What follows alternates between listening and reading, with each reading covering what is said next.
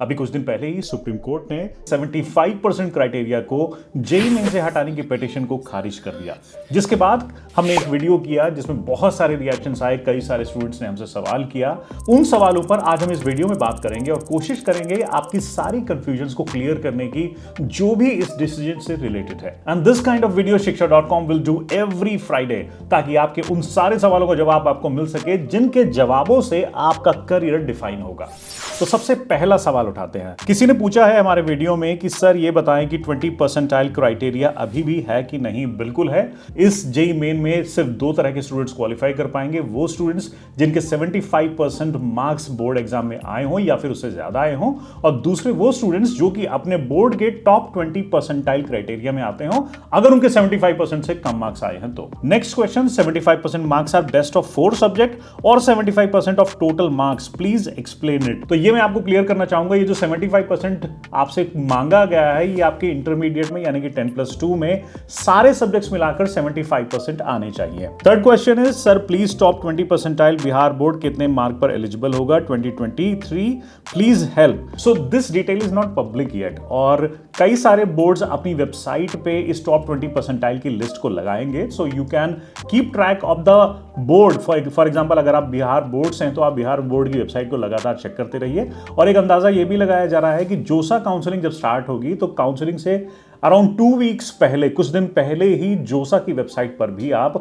Respective boards के top 20 percentile check कर सकते हैं। एक स्टूडेंट ने सवाल किया है कि कितने स्टूडेंट्स एलिमिनेट हो जाएंगे ड्यू टू 75% क्राइटेरिया 92,000 के अंदर। क्या मतलब, इनका सवाल है कि कितने स्टूडेंट्स क्वालिफाई होंगे, कितने स्टूडेंट्स अनक्वालिफाइड हो जाएंगे, ताकि ये अपनी probability in order to crack IITs and triple ITs check कर सके। तो this is not clear yet, लेकिन हाँ एक डेटा मैं आपको बड़ा इंपॉर्टेंट बताना चाहूंगा। जेईई मेन एग्जाम में 2.5 लाख स्टूडेंट्स ने क्लियर किया था, जिसके बाद अराउंड 1.9 लाख स्टूडेंट्स ने ही एडवांस्ड के लिए रजिस्टर किया है। अब आप अपने चांसेस कैलकुलेट कर लीजिए। Next question, I am getting exactly 75% in boards, am I eligible for JEE exam. तो बिल्कुल क्लियर है, वो स्टूडेंट्स जिनके 75% मार्क्स आए हों या फिर उससे ज्यादा आए हों, वो सारे स्टूडेंट्स जेईई के लिए क्वालिफाइड है। अगला सवाल है, sir if I have got top 20 percentile this year, my board is Gujarat board, we are given percentile in printed in our marksheet this year at my percentage, I am in top 20 percentile. If take drop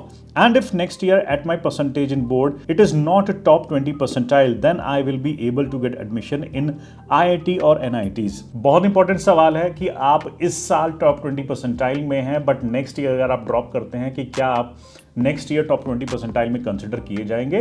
तो एक चीज clear है, next year के board का exam जो होगा तो उसकी टॉप 20 परसेंटाइल की लिस्ट डिफरेंट होगी, इस ईयर की टॉप 20 परसेंटाइल की लिस्ट डिफरेंट होगी।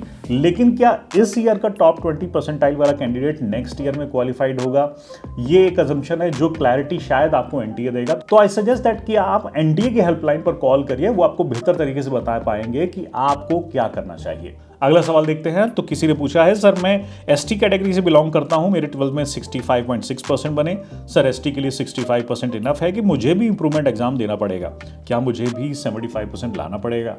आपके लिए 75% जनरल कैटेगरी और ओबीसी स्टूडेंट्स के लिए है, आपके लिए एससी एसटी दोनों कैटेगरी के स्टूडेंट्स के लिए minimum pass percentage in the board exams is 65% and you have got 65.6% and you have qualified for JEE mains exam. Congratulations. आप प्लीज आगे का प्रोसेस फॉलो करें। एक स्टूडेंट हमसे पूछते हैं कि is NIOS certificate valid? Then NIOS certificate is definitely valid अगर आपके एनआईओएस में 75% मार्क्स या उससे ज्यादा आए हैं for general and OBC category candidates, then you are qualified for JEE exam. If we have given improvement exam, then also are we qualified? बड़ा important सवाल है। कुछ लोग, कई सारे स्टूडेंट ने हमसे ये पूछा है, तो मैं ऐसे स्टूडेंट्स को बताना चाहूंगा कि आपका जो इंप्रूवमेंट का एग्जाम होगा वो बाद में होगा। अजम्पशन ये है कि जेईई की काउंसलिंग उससे पहले हो जाएगी, तो आप इंप्रूवमेंट के करने के बाद में अपनी परसेंटेज तो सुधार पाएंगे, लेकिन तब तक शायद जेईई काउंसलिंग का प्रोसेस खत्म हो चुका होगा। एक बहुत ही इंपॉर्टेंट सवाल एक स्टूडेंट ने पूछा है अबाउट इंप्रूवमेंट रिजल्ट्स।